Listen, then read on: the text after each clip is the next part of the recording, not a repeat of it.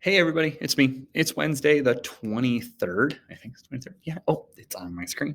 Duh. Okay. It is Wednesday the 23rd. And if you're watching this, that means either you are going back to try to figure out something I was talking about, or you missed class today and you need to get caught up. So, a couple of quick things before we get started. First of all, don't forget that Closing the Frontier, the assignment for the week, is due on Thursday by midnight. Really appreciate you getting that done and getting that into me on time so I can keep working on it. And also, I've gone through and done a ton of grading for you guys. I am totally caught up. I entered test scores and assignment scores and all those things. And actually, I went in and kind of did standard scores for you guys for the first time so far.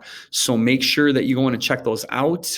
Be looking at the feedback and things I'm giving you, and be checking your grades and all your other stuff. If you don't know how to get into Infinite Campus, I'm gonna in a second when I present my screen, I'm gonna give you guys the email of the person that you need to try to get a hold of, and she can help you guys get yourself set up and get yourself back in. Basically, that's kind of the stuff that we did at the start. And now we're going to get rolling into the lesson for the day. All right, so I'm going to go into present mode here, and I just disappeared again. So here's basically the goals for today. Again, those reminders, be reading the feedback on the assignments and on your homework and on your tests that I'm giving you guys. I'm trying to give you suggestions for how you can get yourself better at things and how you can keep working your grade up to kind of where you want it to be. If you're not looking at that feedback and you're not understanding why you're getting the grades you're getting, I guess email me, chat me, and we can try and figure things out. Make sure you're checking your grades in all your classes. And if you don't know how to get into Infinite Campus, the email right there, the lbraithwaite@marshallschools.org, that's going to get you to Lee, our front office secretary, and she knows all the things. So she will be the one who can get you your password and help get you set up so you can get in to check your stuff. Wanted to talk really quickly about the Oregon Trail Challenge that I'm doing. This morning, I posted a link in Classroom. I posted a thing in Classroom that had a link to an Oregon Trail emulator that is basically the game that I used to play when I was in like third or fourth grade, I think. That basically runs you on the Oregon Trail, you and a small travel party, and you have to hunt and stop and rest and get yourself across rivers and things like that, and eventually get from Independence, Missouri, all the way out to the end of the Oregon Trail safely. Some of your people might die along the way. You might get dysentery. All those different things can have your wagon can break up in the river. But basically what I did is I linked the game, and I made sure that Mr. Millen whitelisted it so you guys can play it. And then I also included a Google form where you could tell me a little bit about your gameplay, like what person you were, how many of your people died, and most importantly, your final score. If you play the game and post your final score and don't just make something up, I should have demanded a screenshot. If you post your final score by the end of the night tomorrow night, I'm going to play tomorrow afternoon. And if you beat my score, there might be some lovely prize heading your way for winning or beating me at the Oregon Trail Challenge. I'm going to tell you right now, I'm pretty boss at the Oregon Trail, though.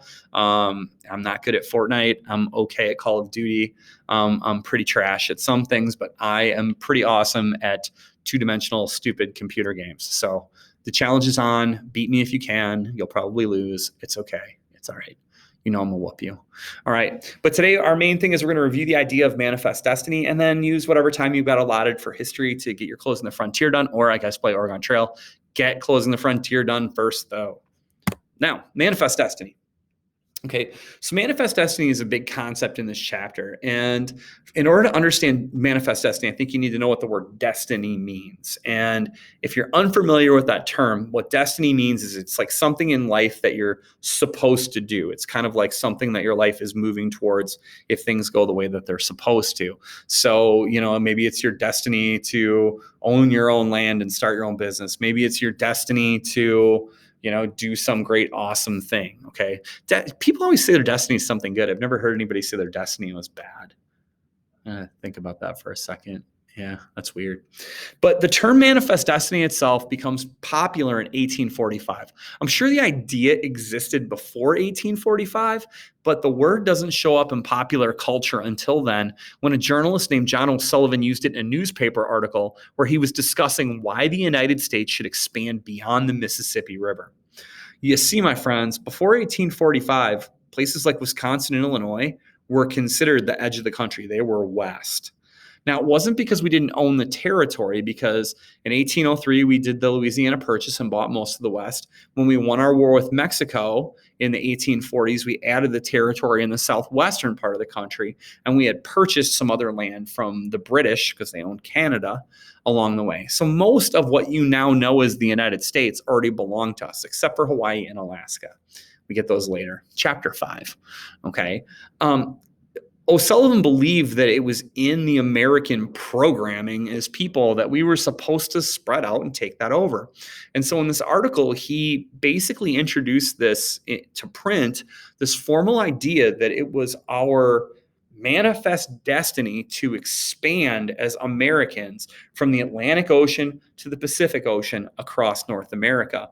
And I'll be really honest, John O'Sullivan emphasizes that it was the goal of white America to spread out from coast to coast. He also said it was God's will. It's what God wanted us to do. And you've got to remember that, and I'm not downplaying the importance of it in life today, but in the 1800s, religion was, wow, it was a super duper duper duper big deal. And when people heard something was God's will, they invested themselves in it. And according to John O'Sullivan, anything we did along the way to reach the goal was what he called justified and inevitable. And that means it basically do what you got to do. So if I said it's our manifest destiny to take over Waterloo and anything we do is justified and inevitable, the second we get by Trek, if we start shooting people and burning things, that's okay, because that's what we're supposed to do. It's like nothing is wrong as long as we do what we're supposed to do. Okay. And so there were already people in the western part of the country. You had all the native tribes that lived out west of the Mississippi River. There were the people that used to be part of Mexico in the very southwestern part of the country.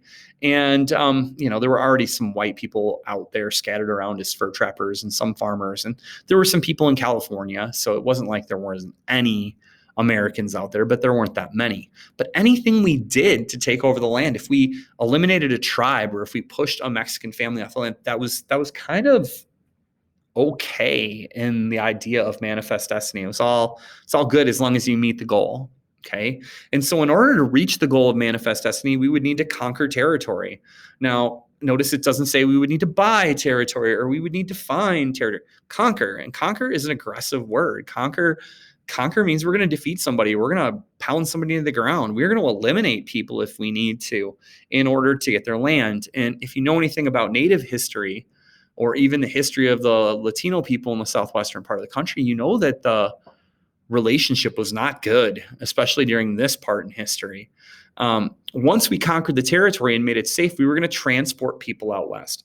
Now, in the beginning of Manifest Destiny, that meant covered wagons and the Oregon Trail and oxen and people walking and riding horses and a 6 to 9 month trip from the East Coast to the West Coast.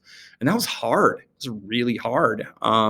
You died of dysentery on the Overland Trail or something like that. The number of people that died on the trip is astronomical. By the 1860s, when we complete the Transcontinental Railroad, we make the trip easier, but still not perfect. It's still a 6 to 7 day trip from coast to coast via the train. You do a lot of changes, but obviously it was more convenient. Once we got people out there, we had to start to populate areas. There weren't people, there weren't houses, there weren't towns, there weren't cities.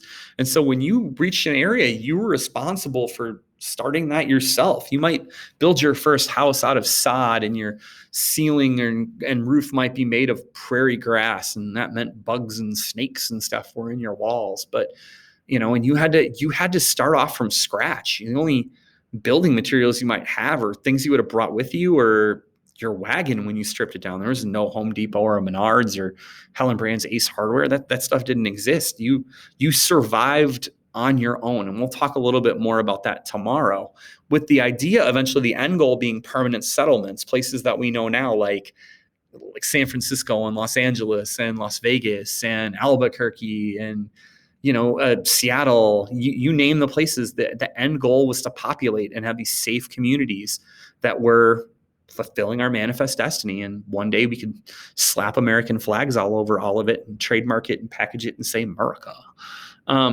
Now, I'd be remiss if I didn't mention a historian from Wisconsin in all of this, a guy named Frederick Jackson Turner. He's from Portage, Wisconsin, and did a lot of work at UW-Madison.